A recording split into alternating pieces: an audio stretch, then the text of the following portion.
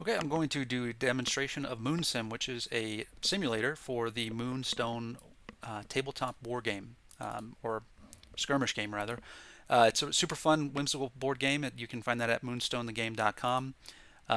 It's a game where you have a bunch of miniatures that you move them around on the board, and you battle and you try to collect moonstones. It's a lot of fun, but if you're like me, you live in the middle of nowhere and it takes an hour to drive anywhere where people play. So I developed this game to make it easy for people to play across the world. If you're like me, you have a good computer and you could play this on Tabletop Simulator. There is a really good mod for that. I would recommend it. It's a lot of fun. But there's a limited pool of people who can play because not everybody has a computer and not everybody has a computer strong enough to play it, or Steam, or have purchased Tabletop Simulator. So that's why I made this. Try to get more people connected to have more fun playing together, having a good time. So the app itself has a bunch of things, but we're just going to demonstrate the simulator itself, which is playing remotely. Before we do, I'll just quickly show you. We do have things like events, so you can create a tournament. You can also create matches where you play one-on-one with people, or 2v2, or for free for all.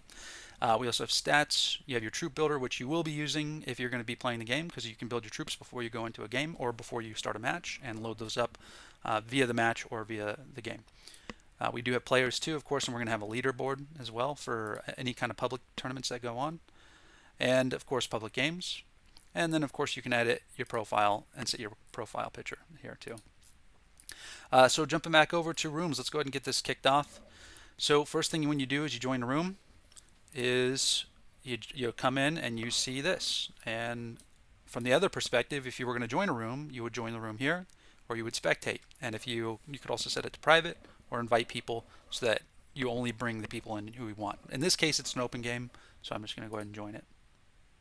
All right, so we have two players in the game. The first thing you'll notice is up here in the top right hand corner, it's asking for player order. So in order to do that again in the game is you would create a die and then you would roll it. Now with the app, sometimes it takes a little while to get it fired up. It takes a little warm up. So if you get a little bit of a delay, that's okay. Just wait. Things will start warming up and go much faster. That's because Firebase on the back end is getting things loaded up. So we can roll.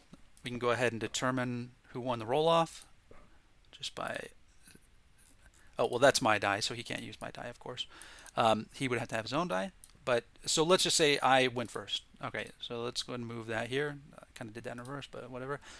You can actually open up the turn controls here, and there's a new turn control modal here that you can open up, and you can redrag things around. You can also move, progress, rewind the turns. The cool thing about this game is it actually snapshots the state of the game as you move forward or you move backwards. So in this case, turn one snapshots the game. And then if we go forward 2 more rounds, we're like, oh man, let's go back. We went too far. We made a big mistake. Let's go back 1 round. Okay, you can go back around and it'll revert it right back to where it was. On top of that too, if you really like the state of something, you can take a snapshot. Let's say, oh, I want to take a snapshot of this later so I can take a picture. You can do that. You can take the snapshot and revert that arbitrarily. And in the controls here, you can also control most of the stuff right here from the menu. So there's the skip turn buttons and rewind turn buttons, and then there's also the activation passing. So during a turn, you can pass your activation to the other player, and they can activate one of their characters. So you would just do that by these 2 little arrows up here in the top right-hand corner. There's a bunch of other menu items here. Don't be overwhelmed. I'm going to go through them. You have the button in the top left-hand corner and the top right-hand corner that expands these and hides these at will. But before we get to those, we're going to get to the settings. So the main menu here is in the bottom right-hand corner, this purple thing here. And when you get in here, you'll see the other characters, or the other players rather. You'll also see a room log and spectators. You'll also see a match hub, which is up here in the top right-hand corner. So you can click on the match hub, and in here you can actually initiate a match, which you could go through the draft process digitally. So you can load up one of your lists, your opponent can load up their list, and you can manually alternate picking and drafting characters. And as you draft them from within here, it actually imports them directly into the game for you to play. And of course, just in case you need it, you do have access to your troops here. So if you didn't want to do it through the match system, you can just arbitrarily put them into the game at will. So we'll go ahead and put a few of our guys in here, and we'll have our opponent do the same. So they will load up 3 from Leschevalt, and I'm from Commonwealth. And then on top of that, we have terrain. So in the terrain menu here, we can load up, let's just go ahead and load up Forest 4. We can load up some objects for Forest 4 as well. And these are terrain objects. And let me go ahead and jump into that and kind of show you what that looks like. We got to toggle on terrain edit mode. So when we do that, we can actually edit the terrain because this looks kind of small. I mean, this is a bush, but maybe I want it a little bit bigger. Maybe I want to rotate it. Maybe I want the treasure chest also rotate. Probably not. Maybe I want to scale it up as a big treasure chest. But once you have this set and ready to go, you just turn that off, and now your terrain editing is done. On top of that too, we can actually save our maps. You have up to 10 maps that you can save that you can use across anywhere, and you can also share them. So let's say I wanted to save the map in this current state. I would just type it in, save it. In addition to that, I can just load it up just by clicking the plus button on here for this one. In this case, that's exactly what I'm going to do. Instead of sharing it or saving a map, I'm going to go ahead and just load one up. We'll go ahead and load up the outskirts because it's kind of a simple one. Okay, so we have the outskirts loaded up and ready to go. So the next thing I wanted to show you is the terrain overlay system. So the trick here, there was a trick with trying to represent a three-dimensional world in a two-dimensional plane because there is such thing as fall damage in the game. And so there are some maps where I have that in there. There are some terrain features that have fall damage. So the way we do this is we created a legend with colors. Really hard to do it otherwise, but basically green is wooded, and we have a little legend here at the bottom that you can expand or collapse anytime you have the terrain overlay on or off. So we have green for wooded, we have blue for water, like the well, we have falling damage, we also have obstacle, we also have dangerous, we also have building and barrier. So here's an example of a building, and the outskirts of it are mostly barrier except for the doorway. You have an obstacle, which would take 2 energy to hop over. You have a barrier because you can't run through the trunk, but you can count the rest of it as a wooded patch. Same thing up here. We got a big tree with a trunk and a wooded patch around it. We have barriers. These are big stones. You can't jump over them, obviously. We have some fences, some stones that you can. Again, those would count as barriers. I mean, obstacles, rather. And that's it. So pretty straightforward. You got your terrain overlay system with this system here. And then the next thing I wanted to show besides terrain is settings. So we have a bunch of settings. You can turn some of them on and off. But we also have key bindings. So let's say if the default key bindings that I set up you don't like, you can change those. And these are saved to your account. So if you move from one machine to the next, it's saved. You don't have to worry about it. You load back into the game and those same key bindings are set. Okay, next thing we have is, after the terrain editor mode, we have the grid system. You can turn this on and off pretty easy just by clicking that button. And the grid system itself gives you your 10-inch distance for deployments. It's a 3-foot by 3-foot, of course. And then the dead center lining too. And if you zoom in a little bit further, you can kind of see those lines as they're placed. We also have different objects in the game that you can put in. For example, we can put moonstones and we can put water features in, and money bags, etc. And so let's go ahead and show the moonstones and how they work a little bit. So we have the money bags, of course, which makes sense. We also have distance calculators right there built into our, let me turn the terrain overlays off because that's a little confusing. You can actually, I'm sorry, I'm jumping ahead, but we have in your, I'll get to that. So we have the moonstones here itself, and we can increment or decrement them, and we can also attach them to a character. So in this case, let's say Professor Boffensworth.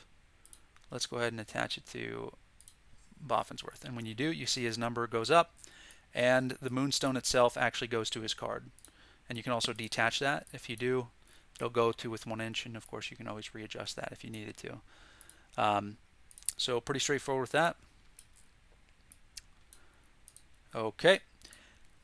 Next thing we have is, and we can go ahead and use our water feature tokens, and we can delete those. We also have an in-room match hub. So as I mentioned before, you can do your matches directly from in here. You can do your draft system. Then you also have the ruler, which is what I was going to show you, which this button's here for mobile users because mobile users don't have a middle mouse button down. But if you are a keyboard user, you can hold down the T key to initiate this wherever your mouse is going, or the middle mouse button down. Or if you're a mobile user, you can measure this in distance, which is nice because maybe you need to see, okay, how far can I shoot? Okay, yeah, I'm within distance. Or you could also click the user after you take that off, and you can turn on the grid system. So let's say you're somebody who has a really long range, maybe you're a 14-inch range. Well, you can turn this on, just click on your character and see who's all within range of you. And that's in the top left-hand corner here. In addition to that, we have the grid snapping system. So when you're moving characters, we can snap it to tenths. So let's say, because otherwise, if you didn't have this on, you'd have to be like, oh man, I'm like finagling to try to get this to exactly 3 inches. Oh, that's so annoying. So we just created a system here for you. You can literally just, it snaps to tenths, so it's a little easier to get to exactly 4 inches if you want. Or, so that's for more precision. Or if you just wanted to do straight up inches. For example, let's say I didn't want to walk around this. I could turn on this inch system, go, okay, move to where I want to within an inch. Okay, stop, click off, click back on, and then continue the movement on. And that would measure my distance within 4 inches, and you can actually see the measurement itself. There's zoom in and zoom out, again, help mobile users. Of course, there's still the pinch zoom, which works as well. And then toggle full screen, that's more for mobile users. And then I think that's it for the left-hand column here with buttons. Oh yeah, if you didn't want to see all this mess on here, maybe you just like their pretty faces, or you want to take a screenshot of something up close, you can turn that off, of course, too. With that said, you're probably looking at all these like, what's going on here? All right, so there's a bunch of buttons here that we can initiate just by clicking on them with the right mouse button. We can go ahead and click View Stats. We have a Stats modal, which has all their stats right there baked in. You can also look directly at the card. You can right click and do Status panel. You can take down their energy or increase their health, or give them weakling and slow and protection, setting it for end of turn, which should be default. And then you'll see they'll actually have that symbol right there on them. You can actually, on the top right hand corner, also increment and decrement their energy, their health. I'll also activate them too. So in this case, if they're activated or deactivated, you can also rewind positioning. So you can rewind where they existed. Just in case you made a mistake in your movement, you need to go back. You can rewind and forward. You can take off a Moonstone if you had one on them. Just for quick reference, you can just click here. Instead of having to go all the way to the card where you had the Moonstone, you can just click on here and take the Moonstone off, and it'll pop up right next to you. You can also delete the character. You can lock the character so you can't move. And that's really for a lot of objects, and you can also rotate them too. So for example, this Moonstone, it doesn't have all the character options because it's not a character. But if you come in here on the Moonstone, for example, you could rewind its location. Like, oh, whoops, I didn't mean to move that, or maybe it was unlocked. You can lock it, of course, too, which is a good idea, typically with Moonstones. Okay, outside of that, I already mentioned that. Let me move the active matches out of the way. Okay, oh, there's the deck system, yeah. So we have a deck system.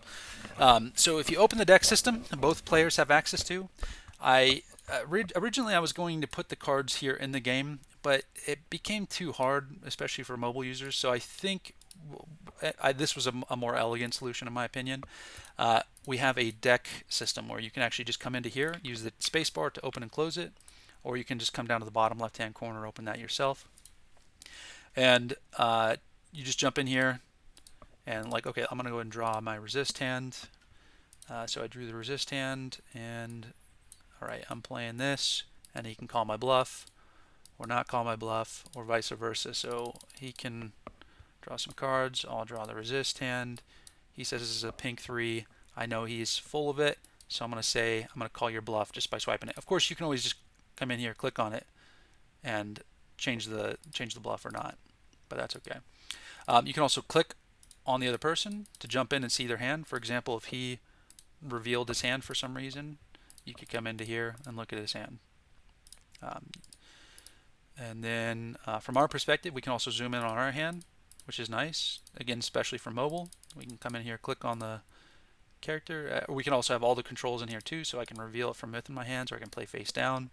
So you can use swipe gestures or drag and drop. So in this I can drag and drop, swipe to the left to flip it, pull it back into my hand. We also have something called set aside. So there are some characters who can set cards aside and take it out of the deck. So we can come in here, click that. Now it's marked to set aside, and even if we reset the deck, boom, it's still in my hand. All right, so with that, let me take the set aside off. We'll go ahead and reset that deck, and then we have one more feature for deck systems. Well, two more, but one of them is while you're in the deck, you might want to look at what the other characters have for their player. So you're like, oh man, like what's their upgrade on? You don't have to ask the other opponent to look at their card. You just look at it. And so in this case, I wanted to look at, I'm fighting against Anya. I can come in here and see she upgrades on high guard. Okay, and this is what she does when I deal. Like, okay, I was wanting to swing with a falling swing, and she upgrades on a high guard. If I do a falling swing, I'm going to deal no damage to her at all. And again, I can just look at that directly from here too if I needed. So I'm not going to do the falling swing. Okay, so in that case, I'm going to play, let me go ahead and draw some cards here to demonstrate this. All right, so they drew a bunch of cards. Yeah, I was really wanting to play falling swing, but I'm not going to do that now. So let me do a thrust and a sweeping. They're going to play a card, right? So now we're going to flip both of ours over, and then once we flip them over, there's a melee calculator. So we can actually resolve the melee here. So I deal 0 damage without modifiers. Now, depending on the character, there might be modifiers, but in this case, the only person who's available for an upgrade is Anya. So she does her upgrade because she upgraded from a high guard. I did a thrust. I deal 0 damage. And you can see here that I suffer 0 damage, of course, but she has a signature effect. Lose control, end step. If this character was not slain, then it is removed from play and replaced by Striga. And then you can just resolve the combat that way. Move on to the next one if you needed to do another combat, because maybe they had the ability to hit back. But that's it, pretty much in a nutshell. So that's the deck system. This is MoonSIm, the Moonstone simulator. Hope you guys like it. Like I said, it's a work in progress, so there might be bugs. So just check out the Discord, which will be posted on the website. Hope this helps, and look to see many of you playing. Bye.